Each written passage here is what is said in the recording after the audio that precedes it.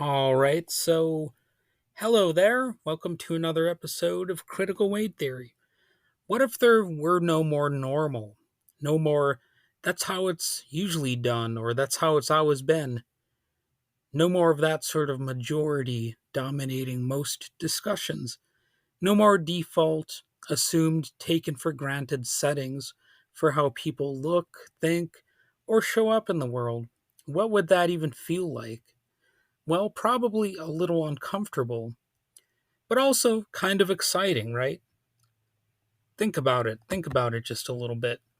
So, today we're talking about identity, diversity, and the very idea of normal, why it's fading, what's replacing it, or should be replacing it perhaps, and why that shift could be the best thing that ever happened to all of us, even if it doesn't always feel that way, and even if some people are fighting against these changes. So, what am I talking about with breaking the default? Let's start with this idea of normal. It's everywhere. It shows up in policy, it shows up in hiring practices. Some businesses claim they aren't more diverse because of the hard to find qualified black candidate. You've heard that sort of thing before, right? The phrase says a lot, not just about race, but about assumptions. It's supposedly not that these businesses aren't casting a wide enough net, but that, gosh darn it, only the people who look kind of like Casper the Ghost are qualified. Sorry.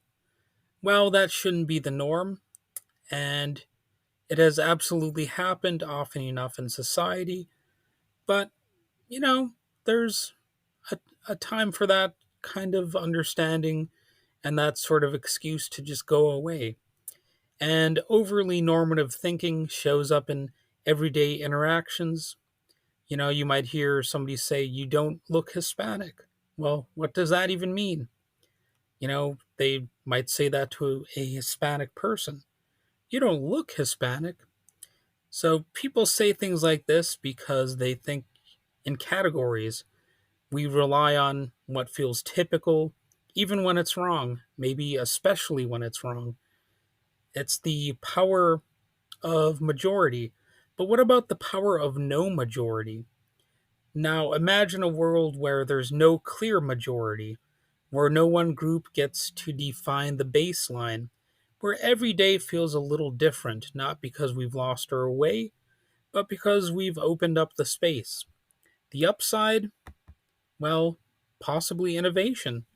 You know, you might have a lot of different cultural uh, elements that you didn't have exposure to before. You might be able to learn different languages, different turns of phrase, different styles of music, etc. Oh, of course, different cuisine. I shouldn't leave that out. Scratch the etc. You got to have the cuisine, different foods. See, that's one of my favorite things about having a diverse array of things is that I like different types of food. I can't imagine if all that I could eat was just a cheeseburger. And believe me, I like cheeseburgers, but I like spaghetti, I like pizza, I like Chinese food, I like Mexican food, and I've occasionally had access to even broader types of food, and normally I like it. And if I don't, then oh well. I think it's a good thing to experiment, to get out there in the world and not only have different ideas that you're experiencing, but also just different foods, different styles of music, different styles of dress, etc. You know, I, I like the idea of products that reflect real diversity, art that's not just for so-called mainstream audiences.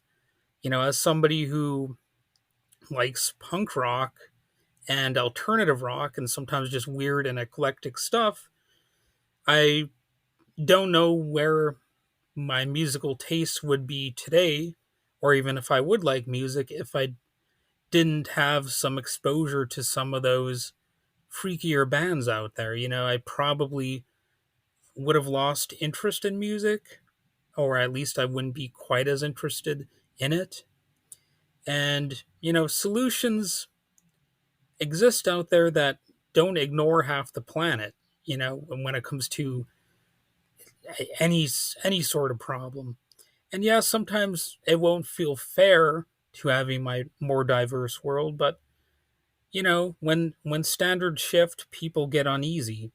But this isn't just about fairness for minorities.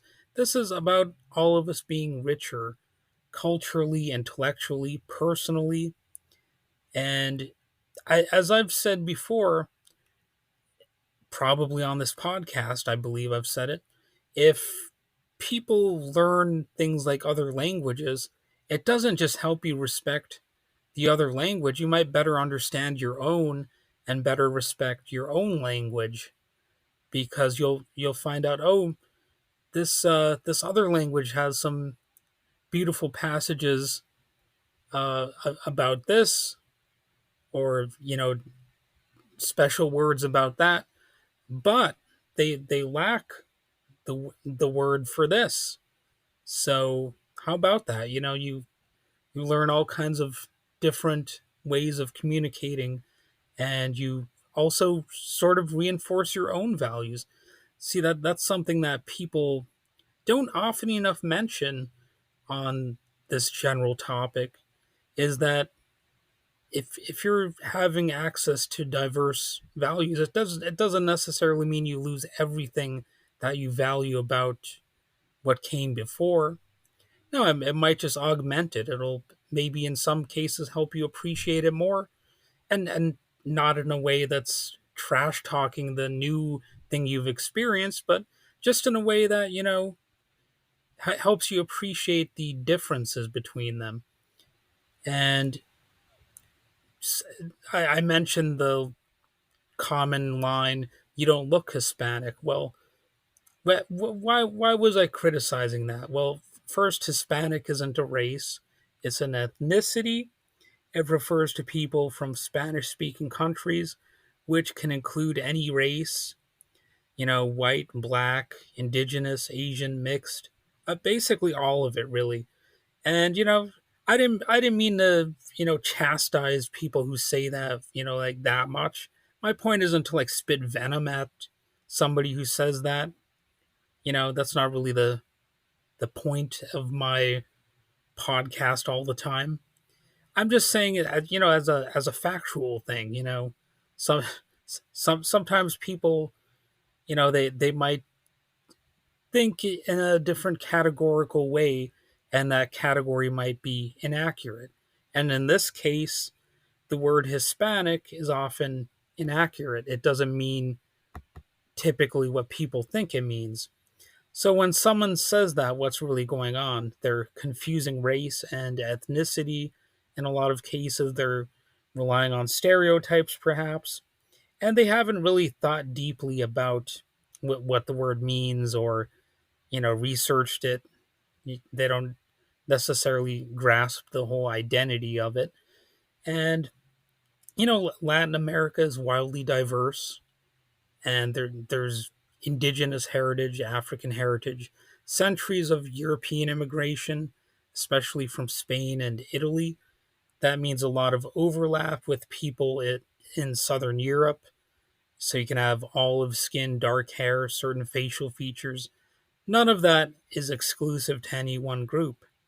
So yeah, some white people look Hispanic. In fact, they might be overwhelmingly white looking. It's similar to I know somebody who's Native American, Ojibwe to be exact, and he looks about as white as I do.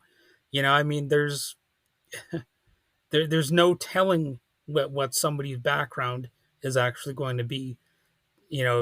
Just based on their appearance as well. As the saying goes, appearances can be deceiving. And some Hispanic people don't look Hispanic at all, at least not by Hollywood standards, but they technically are. And Another interesting topic here is diversity does not necessarily mean anything goes. I want to be clear about that. Diversity doesn't mean we throw out all standards of all kinds. It doesn't mean, there's no law or any sort of social expectations or anything like that.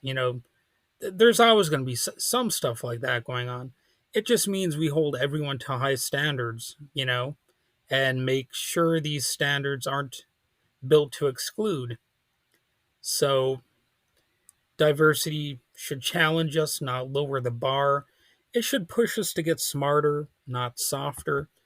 It's not about pandering. It's about progress. It's about recognizing people as they actually are, and actually caring about what the facts are, and not just basing things on stereotypes and preconceptions and what is considered popular or what is known. Life has a lot of unknowns out there. So people should, really try to grasp all of that. We're in a moment right now where the old defaults are breaking down and some people are resisting it, in my view, rather foolishly. And, change can be a little scary, but it's also a huge opportunity to learn. You can learn that not every new person you experience is scary. Sometimes the media perceptions and presentations are wrong of a certain group. And, there's always going to be somebody out there who represents the worst sort of stereotype about the group of person that they belong to. You're going to have like the stereotypical redneck, for example, in the South, and in a in a way that's unavoidable. Sometimes stereotypes, they actually exist for a reason, but at the same time, not everybody does match a negative stereotype. So you gotta try to take people as individuals to the extent possible, and then you can avoid a lot of stupidity on your own part. And if we do this right, we don't just include more people, we become better people, more curious, more creative, more connected. So maybe we should stop asking what's normal and start asking what's possible, And that's it for today. That's really all I have to say about this. So thanks for listening. If you like the episode, feel free to share it with someone who still, you know, what wants to hear stuff like this. And until next time, stay curious, stay kind, and keep challenging the defaults. And all right, have a good one.